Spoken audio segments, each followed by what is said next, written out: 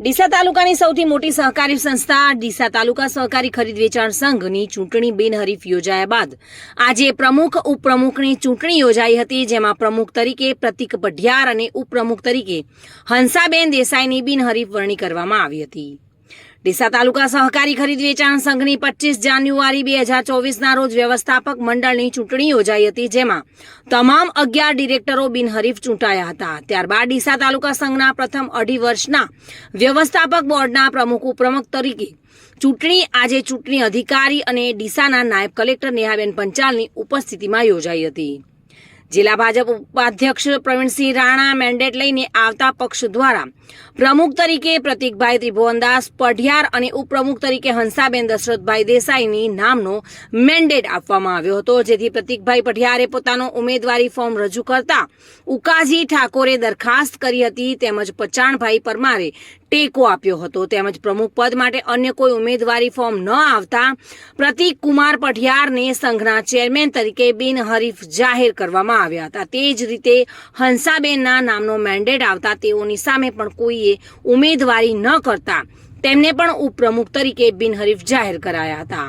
આજે મારી ડીસા તાલુકા સંઘના અંદર ચેરમેન તરીકે વરણી કરવામાં આવી છે.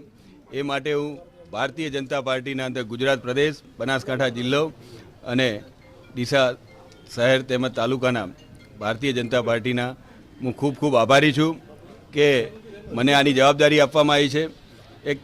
એક જવાબદારીના ભાગરૂપે છું, પણ અમારા 10 લોકો અમે ચેરમેન છીએ એવો અમે વહીવટ કરીશું. અને આ ખેડૂતોની સંસ્થા છે, ખેડૂતો માટે ખૂબ સારું એવું અને જેટલું બી બને એટલું મોદી સાહેબનું જે સપનું છે કે ખેડૂતોની ડબલ આવક, એના અંદર અમે જેટલો થોડો ઘણો સહભાગી થઈ શકીએ એવું અમે કામ કરીશું. અને અમારી ટીમ બહુ સારી છે અને પાર્ટીએ અમારા ઉપર ભરોસો કર્યો છે. એ ભરોસાને અમે કાયમ રાખીશું અને ખૂબ મજબૂતાઈથી અને સારી એવો વહીવટ અમે કામ કરીશું, જેથી ભાજપ પાર્ટીને, અમારી પાર્ટીને ખૂબ સારું રહે અને મજબૂત બને. એ માટે અસ્તુ ભારત માતા કી જય.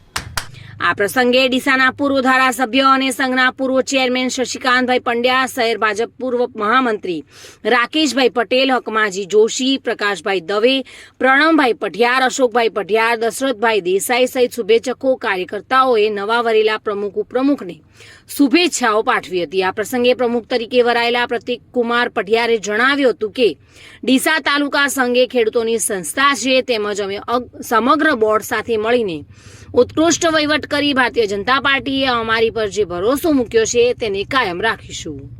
આજરોજ ડીસા તાલુકા ખરીદ વેચાણ સંઘની પ્રમુખ અને ઉપપ્રમુખની ચૂંટણી જાહેર કરેલી હતી, જે એજન્ડા મુજબ આજે 12 માર્ચના રોજ 11 કલાકે ચાલુ થઈ હતી, જેમાં પ્રમુખ અને ઉપપ્રમુખ તરીકે માત્ર એક ફોર્મ ભરાયેલ હોય.